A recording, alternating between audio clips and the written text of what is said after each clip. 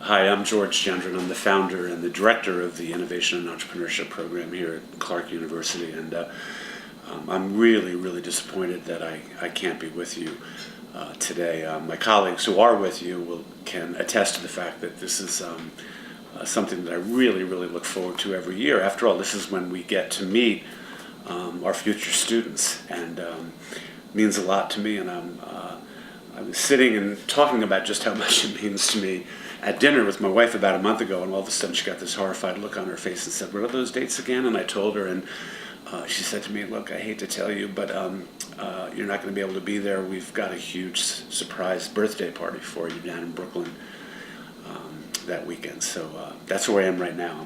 I'm down in Brooklyn. I'm celebrating my special birthday with some friends and family down there, but a part of me really wishes I could be here. I know you'll get to spend an hour with Laura Burgess, program director in the Innovation and Entrepreneurship program, and with some of our real star students, and that's really crucial. But I did want to take just a few minutes just to try to explain why I think this program is so special.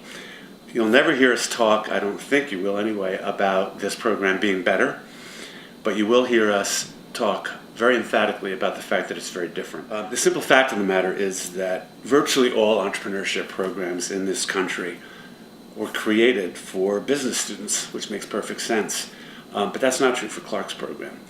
Clark's program was designed from the ground up, every single aspect of it, formal and informal, the events that take place on campus, who teaches the program.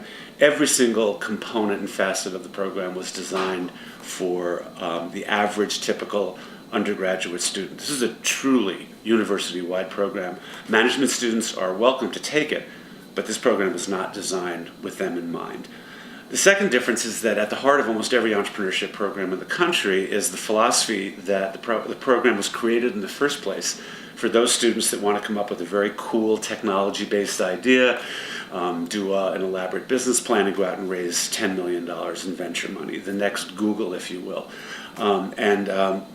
That's fine, but that's not what we're doing here. And the truth of the matter is, as many of you in the audience know today, that's not really the source of the overwhelming majority of successful entrepreneurs and entrepreneurial ventures in the United States. Most of them are started with a relatively simple idea, very little money, some modest planning, not an elaborate 300-page business plan that took you a year to put together, and then people go to market. And once in the marketplace, whether it's a for-profit, whether it's a philanthropic venture, something in the arts, they improvise. And it's that process of adaptation that produces really remarkable and sustainable organizations. We call that real-world entrepreneurship, and that's what this program is dedicated to. Not just businesses, but projects, art projects, social ventures that are designed to create community and social value, not just financial value. It's a very broad-based program based on real-world entrepreneurship and innovation, designed as much for students who are philosophy and psychology and biology and studio arts majors as people who were born with some kind of a passion for business. Most of the work of the program, either teaching or the crucial work of advising students as they actually get involved in launching projects here on campus, is done by people we refer to as entrepreneurs in residence. We have 11 of them now. And they're people like myself. They're people who might be very well educated, but what they really have in common, what's most important for us, is they've all actually built organizations. Many of them have backgrounds, very successful backgrounds in mainstream entrepreneurship, have built out multiple organizations. Some of them are very well known as social entrepreneurs, where they've done really remarkable things in the philanthropic sector. And what I love about this population of entrepreneurs in residence, all of whom are still out there now, they're still practitioners, they're still managing and building organizations, is that they're here for one reason, and one reason only. They've already made money, many of them. They've created extraordinary reputations for themselves. They're here because they really want to spend time and work with and help develop the students. And so you'll, I think, find a really extraordinary and very unusual culture that emanates directly from this passion that we all bring from the work that we do ourselves outside of the university here into the university itself. I think it's also very important to keep in mind, and I know you'll hear more about this from the students themselves, that this is not just about starting a business. We can't emphasize this enough. And you'll hear from students who have launched projects such as a food event, Cook for Hunger, that Amanda Pearlstein has done twice now, 2 consecutive years, where she brings in very, very well-known local chefs in a kind of Iron Chef cook-off.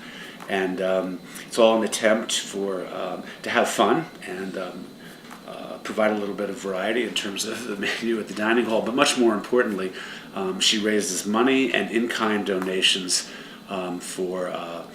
to address hunger, which, as you're all well aware, is not just a problem that affects developing countries. It's a problem right here in this country. And so Cook for Hunger has already become very well known. Amanda's now working on trying to put together some material that she can hopefully take to other campuses and encourage students here in Worcester and throughout the Commonwealth to join her next year when we do our 3rd annual Cook for Hunger. So that's the kind of project that you find students working on. Very often they're socially motivated, which is fabulous at this age because they're able to tap into that incredible well of idealism that gives them such energy and passion, and it's contagious, frankly. It's one of the things that makes coming in here every day and hanging out here on campus such an incredible pleasure for the rest of us, for the adults in the population. As you can probably tell, I could go on and on about this, and I won't. I just want to leave you with one other thought. One of the things that I think makes this program really extraordinary and an incredibly dynamic program that is constantly adapting to the needs of the students is that it is being built as much by the students in some cases as it is by the entrepreneurs and residents. So if you were to show up here in the fall every year, there's a very, very large event that we stage called The World Is Yours. And each year it has a theme. One year it was the intersection of innovation and entertainment. Matt Goldman, the founder of the Blue Man Group, who also is a Clark grad, was the keynote speaker that year. This year we were very much focused on social entrepreneurship and the work of young men and women in particular who are doing really extraordinary new things in the philanthropic sector. Well, the idea for that event in the first place, the planning for it, some of the fundraising, the name for it, The World Is Yours, all came from students who worked on that project as a course and ended up getting credit for it. And so one of the things that we've done from the beginning that I think has made this program really extraordinary and offers a very rich opportunity for the students is they are creating the program as much as they are participating in it. And it makes it, as I said before, dynamic, and they're able to constantly customize it as we go along. So I hope you have a wonderful time here this weekend, and we're looking forward to seeing every one of you here on campus next fall. Thanks very much.